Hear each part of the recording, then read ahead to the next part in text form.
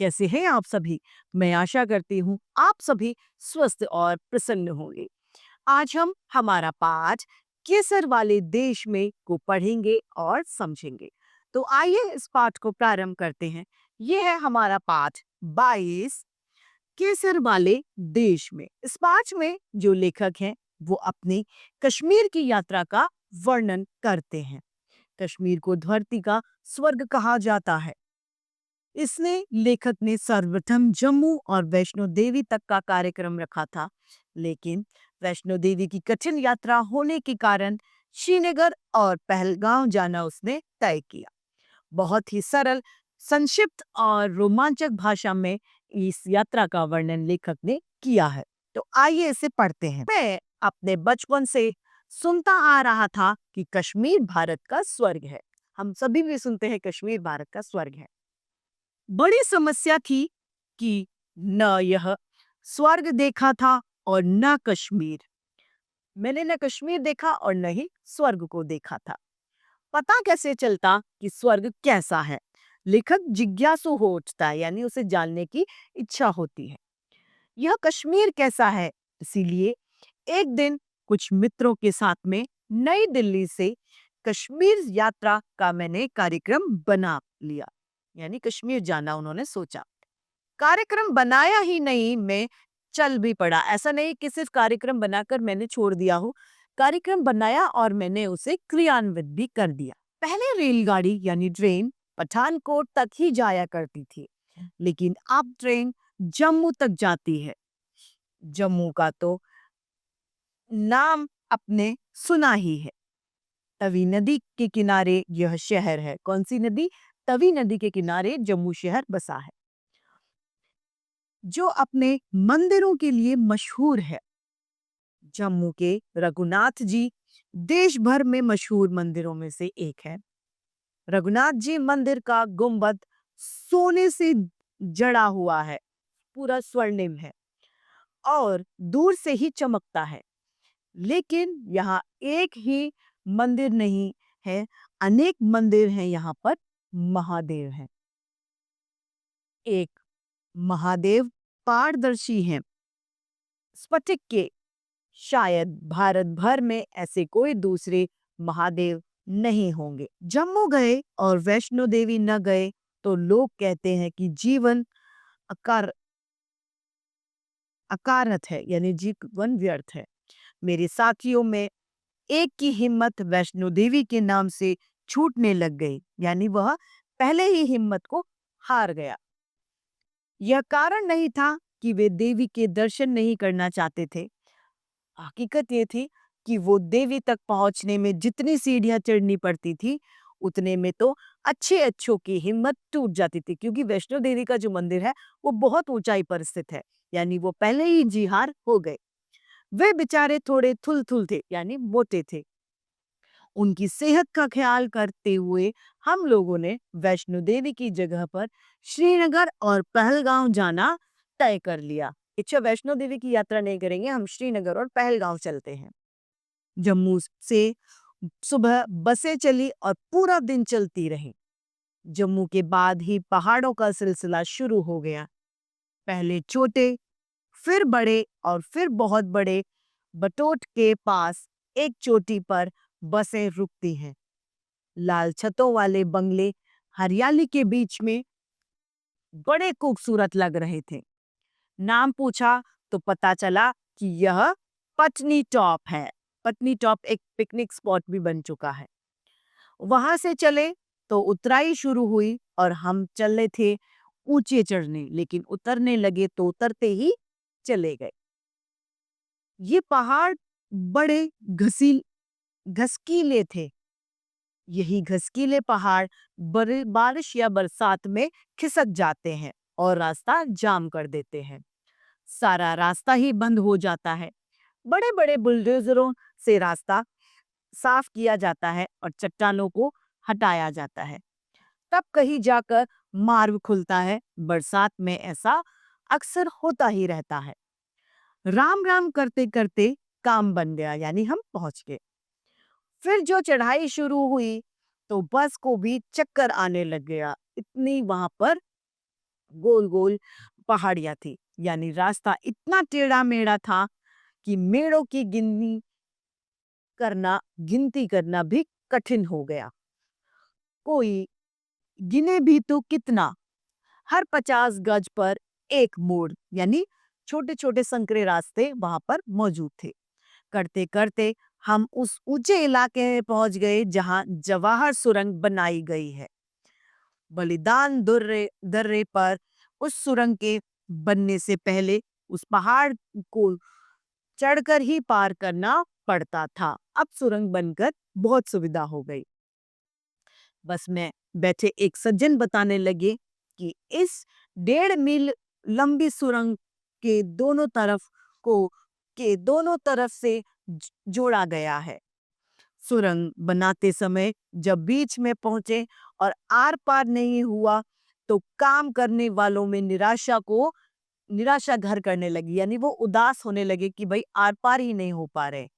कहते हैं कि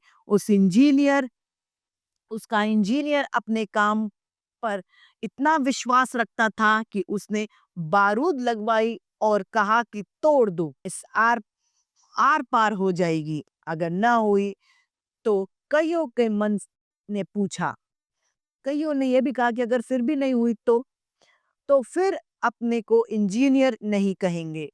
इंजीनियर ने सोचा, बारूद के गोलों में आग लगा दी गई और पहाड़ की छाती दहल गई, यानी पहाड़ फट गया। सुरंग का मुंह आर पार हो गया।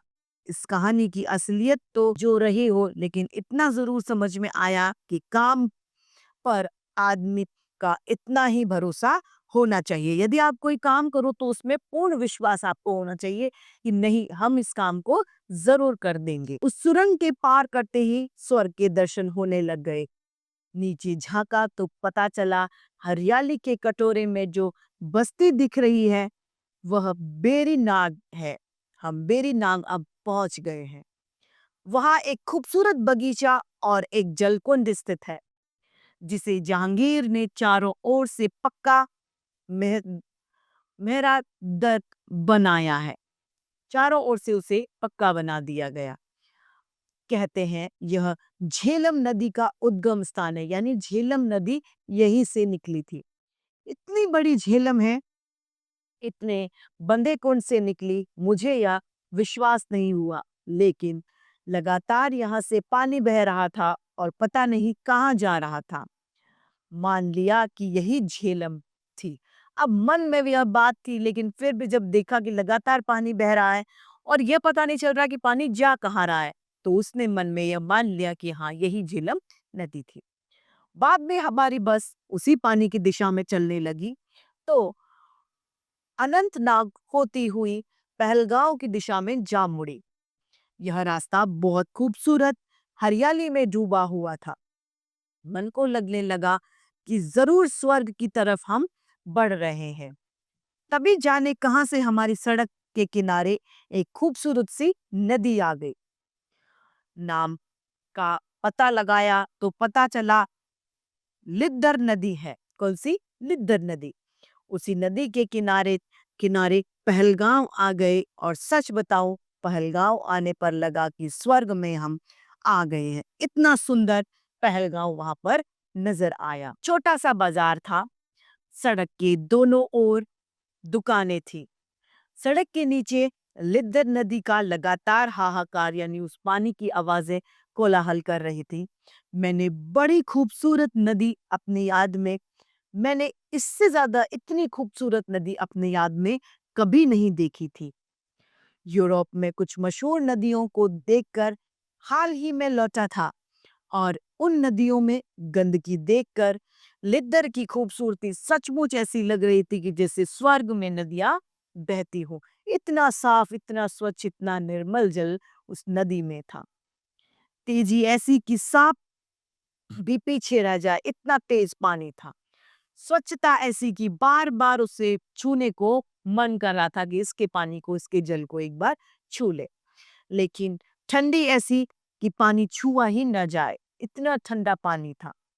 सामने के पहाड़ में एक बर्फ का टुकड़ा पत्थरों में जाकर रुई की तरह फाहे जैसा लगने लग गया। पहलगांव में एक घोड़े वाले से पूछा, कोलाई चलोगे?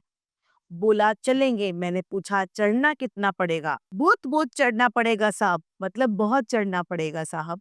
और चढ़ने का नाम सुनकर मेरे उन्हीं थुलथुले साथी की हवा फिर खिसक गई, यानी वह मोटा होने के कारण चल नहीं पाता। खैर, जाना तो हमें भी नहीं था, लेकिन इसी पूछताछ में पता चला कि पहलगांव से 8 मील और 8 मील पर चंदनबाड़ी है, जहां पर जीप मिलती है। टिस्सू टॉप है, जिसकी चढ़ाई अमरनाथ यात्रा की सबसे कठिन चढ़ाई मानी जाती है। वहां से आगे शेषनाग झील है, जिसका पानी हमेशा नीला है और स्वर्ग की नदियों से टक्कर लेता है। शेषनाग झील के आगे अमरनाथ गुफा है, जहां रक्षाबंधन को लोग बाबा अमरनाथ के दर्शन करने के लिए देश विदेश से आते हैं। वो बाबा बर्फानी, ये बाबा अमरनाथ बर्फ के बने हुए हैं, जो चांद के घटने बढ़ने के हिसाब से घटते और बढ़ते हैं। जब चांद बढ़ता है तो बाबा भी बढ़ जाते हैं, शिवलिंग बढ़ जाता है, और चांद घटता है तो शिवलिंग भी घटता है। अमरनाथ के आगे लद्दाख की सीमाएं हैं। तय किया कि अब श्रीनगर चला जाए। बस में बैठे और श्रीनगर हाजिर पहुंचे भी नहीं थे कि मन ललकने लगा श्रीनगर घूमने के लिए। एक सज्जन से पूछा, डल झील कहाँ है? उन्होंने रास्ता बताया और हम उत्साह यानी जोश में डूबे हुए डल झील के किनारे आ पहुंचे। असल में श्रीनगर झीलों और झेलम का मिला जुला शहर है। अगर आप चाहें तो किसी शिकारे में बैठकर, यानी नाव जैसा होता है, उसे शिकारा कहा जाता है, शिकारे में बैठकर श्रीनगर की काफी बड़ा हिस्सा पानी पानी घूम सकते हैं। डल का मजा शिकारे में चढ़े बिना नहीं आता, यानी उस नदी में नाव के जरिए जाए बिना उस डल झील का मजा नहीं आएगा। सो साहब, एक शिकारा किया और मजा चप्पुओं की छप छप के साथ ही आने लग गया। आप नाव में बैठे रहिए और नावों की लगी दुकानें आपके पास से गुजरती हुई चलती जाएंगी। फूल, केसर, कश्मीर रेशम के काम की चीजों इन नावों पर मिलती हैं। सब एक साथ केसर पर मुग्ध थे, सब केसर खरीदने लग गए। फिर हम चार मीनार तक गए। चार मीनार 4 बड़े-बड़े मीनारों के पेड़ों वाला एक छोटा सा टापू है, जो आसपास डल के पानी से घिरा हुआ बड़ा खूबसूरत लग रहा है। डल के ही किनारे ऊंची पहाड़ियां पर शंकराचार्य जी का मंदिर है। वहां हम लोग टैक्सी से गए और फिर वहीं टैक्सी हमने निषाद बाग ले गई। निषाद बाग डल के किनारे ही चबूतरे जैसे बगीचों पर सीढ़ी दर सीढ़ी ऊपर चढ़ता हुआ एक खूबसूरत सा बाग है। बाग के सबसे ऊपरी हिस्से में खड़े होकर डल की तरफ देखिए तो ऐसा लगता है जैसे मानो एक खूबसूरत सी स्त्री एक खूबसूरत आईने में झांक रही हो। डल के पश्चिम में निषाद के सामने नसीम बाग है, जिसको सम्राट अकबर ने लगवाया था। इसे ठंडी हवाओं का बाग जानकर सही ढंग से समझा जा सकता है। लेकिन आइए आपको ले चलते हैं जहांगीर के बनवाए बाग में, जिसे शालीमार बाग कहा जाता है। चिनार के दख्तों की गोद में जहांगीर का यह प्यारा सा बाग करीब 400 साल पुराना है। इसके चबूतरे संगमरमी संगमरमरी मेहराबों वाले छोटे छोटे सहगार, बरामदे, चश्मे और झरने रात की रोशनी में इससे दुनिया की सबसे खूबसूरत लगते हैं। अब यहाँ रोज शाम को ध्वनि और प्रकाश के जरिए इतिहास को उतारा जाता है। यह दृश्य तो देखने के काबिल होता है। जब पेड़ों की टहनियां यानी पेड़ों की जो डालियां हैं और फूलों की क्यारियों के बीच में घुंघरुओं की आवाज सुनाई देती है। पूरा इतिहास जैसे शालीमार में उतर कर खड़ा हो जाता है। लेकिन यही खड़े रहने से काम नहीं चलेगा। हमें तो अभी चश्मे-शाही चलना है, जिसका पानी दवा का काम करता है। चश्मे-शाही यानी बादशाही सोता शाहजहां की देन है। ऐसा ही एक सोता श्रीनगर से 7 किलोमीटर दूर अचबल में है। अनंतनाग में भी ऐसा कुछ सोते मौजूद हैं। आइए इन सोतों के चक्कर से आपको उस झील में ले चले, जो ले चलते हैं तो डल से छोटी, लेकिन वहां जल क्रीड़ाएं बहुत होती हैं। मोटर वोटर से सर्फिंग, स्कीइंग, तैराकी आदि करते हुए सैलानियों को देखना बड़ा ही खूबसूरत लगता है। झेलम की हजारों हाउस बोटों की दुनिया भी बहुत अजीब है। हम लोग होटल में ठहरे थे, लेकिन एक हाउस बोट को अंदर से देखने का बड़ा ही मन था। अपने शिकारी को एक हाउस बोट के पास लगवाया, आवाज दी कि हाउस बोट का मालिक आया, तो उसे भाव-ताव करा। कोई नहीं आया, शायद आवाज नहीं सुनी। हमने सोचा अंदर होगा, सो तबीयत दंग।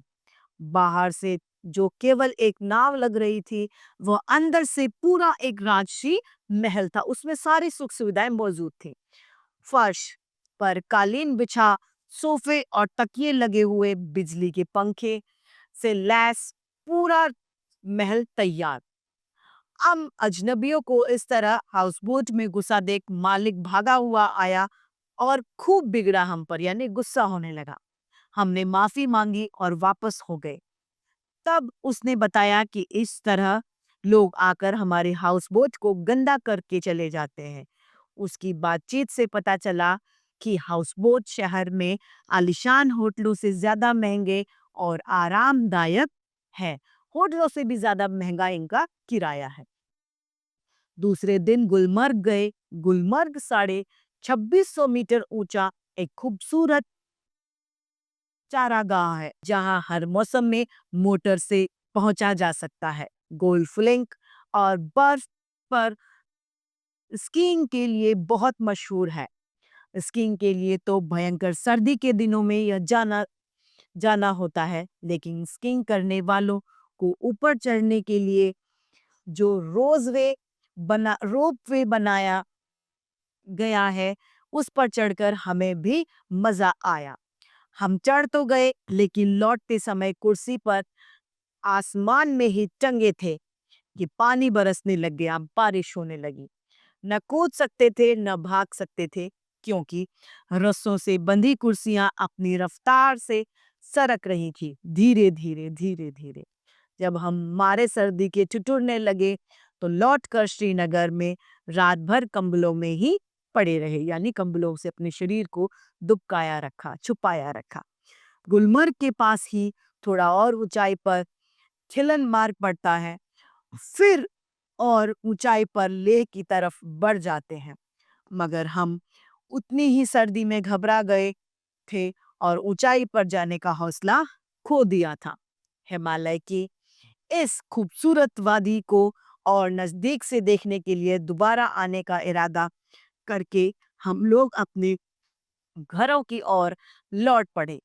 लेकिन इतना ही कश्मीर देखकर यह महसूस कर लिया कि अगर कश्मीर नहीं देखा, तो हिंदुस्तान में आपने कुछ भी नहीं देखा, यानी इतना सुंदर हमारा कश्मीर है। सेब के बाग, बादाम की बाड़ियां, केसर के खेत, मजूर के गीत, बर्फ की चादरें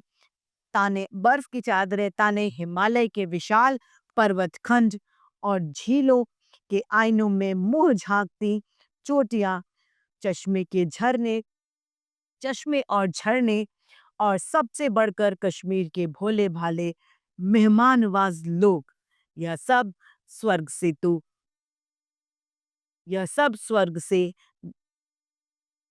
स्वर्ग नहीं तो और क्या है।